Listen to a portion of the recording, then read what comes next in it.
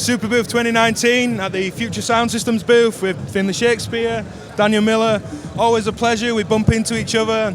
I get to come and annoy you at your own house, which is always nice. But we've got some mute modules with Future Sound Systems, which is great to see, especially off the back of the Gristleizer collaboration. I just love this pulling in of the music scene and the kind of engineering side of things. I mean, how did that happen? How did you start talking to each other? Well, it was through Chris Carter from Throbbing Gristle, because obviously Finlay did the Gristleizer, as you said, and I've been thinking about doing some modules for ages, but I didn't really know how to do it. And I met Chris, who I've known for 40 years, and he said that he had a great collaboration with Finlay, and I met Finlay, and I thought, that's good, let's do it. And I had some ideas for modules, and I thought maybe this is a chance. He quite liked the ideas, so off we went.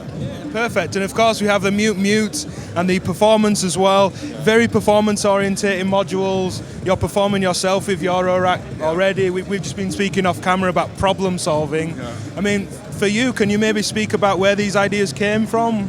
What were you looking for at the time that the ideas kind of came to be? Or? Well, I mean, both of them kind of came from the same place, really. I mean, for a few years I thought it'd be great to have a mute module, something that I could like quickly turn things on and off, really basic stuff.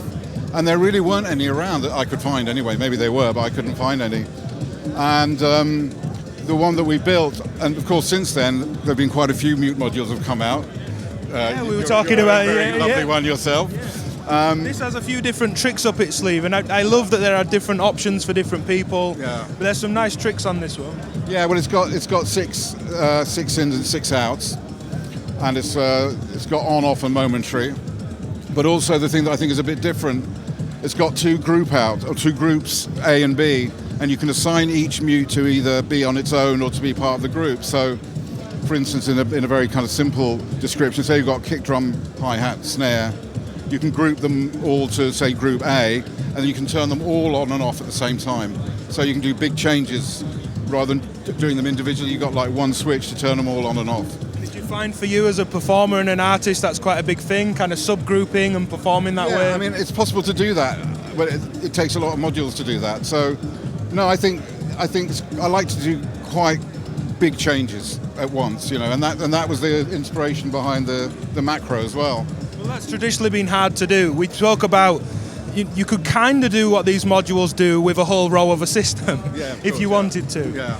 I mean, for you as well, Finn, performing, been out on tour yourself this year, are these the kind of things you've been looking for as well, I imagine? Yeah, bits and pieces. I mean, we were just talking earlier, kind of studio use as well. Having something like Makrow, it's really flexible. You can patch it to 6 different places, and even just now playing with it, do massive sweeps. I mean, we had this patch going yesterday where it's really nice and ambient, but then we can control a load of VCAs with that, and just get like a load of FM between our new oscillators, and then it goes crazy, and it's the exact sort of thing that I've always automated for kind of bits of production music. The filter opens, the wave shape changes, the envelope times get longer, there's more reverb.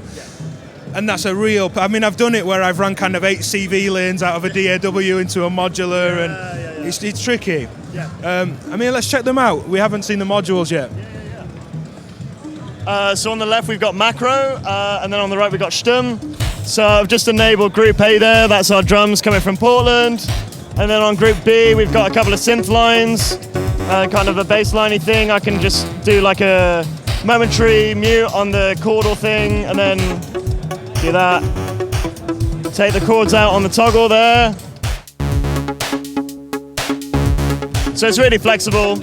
And then you can also assign, we got nothing on channel 6, but you can assign it so that you have no groups. So if you essentially wanted like almost a solo channel, you could do that as well. Yeah. And then behind the panel we've got an attack and release generator to every mute. So by default the fade time is really quick, means it's clickless, but then we will eventually expand that as well, so you can set fade in and out times. You'll be able to take the slopes from those fades, so as you mute something, you, I don't know, open a filter or close a filter, or bring the pitch down or up. And also 6 discrete VCAs then doing the muting itself. So you'll have another expander module which will be able to have full control over those VCAs. It's a 6 VCA bank as well. Wow, it's a serious bit of kind of performance kit. Yeah. We when Daniel started speaking to us about these tools, it was very obvious that it was performance orientated, and we thought, well, if we can build this thing so it's completely expandable, you're gonna have this nice little corner of your rig where it really is just all hands-on control and really. Fade-in's a really common thing. I'm sure we've all sat at a big mixing desk and faded a part in or out. Yeah.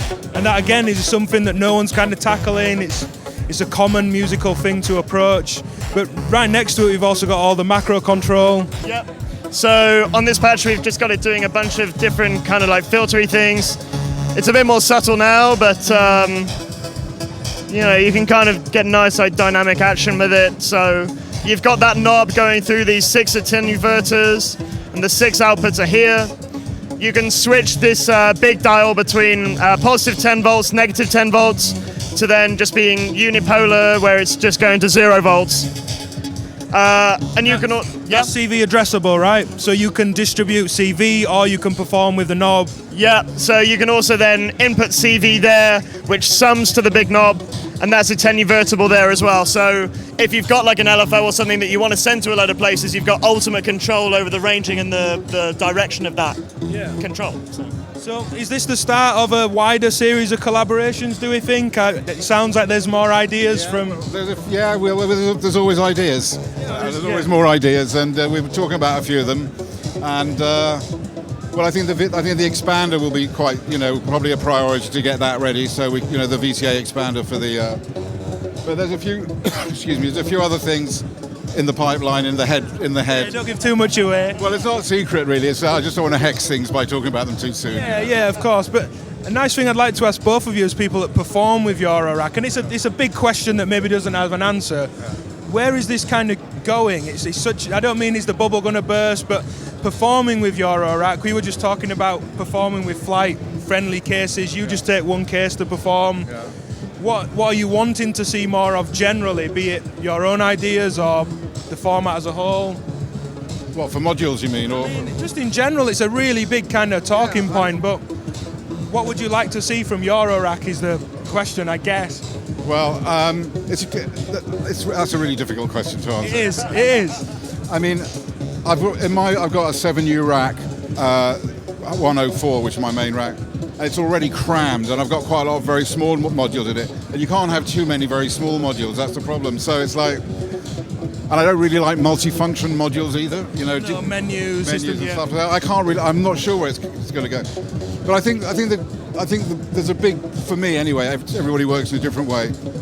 It's the lines between performance and studio is so blurred. I mean, basically, when you're in the studio, you're doing a performance as well. Of course, yeah. And that's kind of so. And is it that blurring of the studio world and performance? Is that kind of what you'd like to see more of? Yeah. I mean, I think people. What I'd like to see is more and more people doing it, because everybody's doing it in a different way. So I think that what's important is that everybody's got their own ideas. You can give somebody a rack with 10 modules in it, and everybody will come up with something different. And I think that's what's really exciting for me, is that more and more people getting involved. I think so. And more and more women, and that's a really different vibe, and I think that's really great too. Yeah, I think once people are in it, it's a very welcoming scene, but I would like to see, as you say, more people pulled in, different approaches. You could give any one of us the same 5 modules and it could be vastly different. I mean, what about you, Finn, as a performer? You're probably developing the tools that you want to see anyway. Yeah, I guess so. I like things like macro, so real controllable, kind of instantaneous changes. I mean, things like braids and plaits on the mutable front, that's really easy for that. You can kind of get presets. But again, also kind of like preset patching. So I always use our Matrix Live because you can just take things in and out really easily. But more voltage-based things doing that would be handy.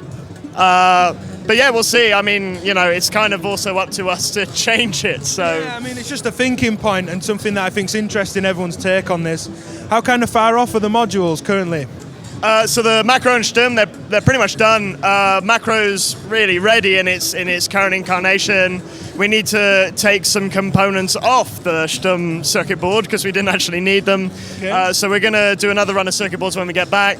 They're both up on pre-order now. We've set a release date at the 1st of August, but we're hoping we can get it out even sooner. So, Pricing as well?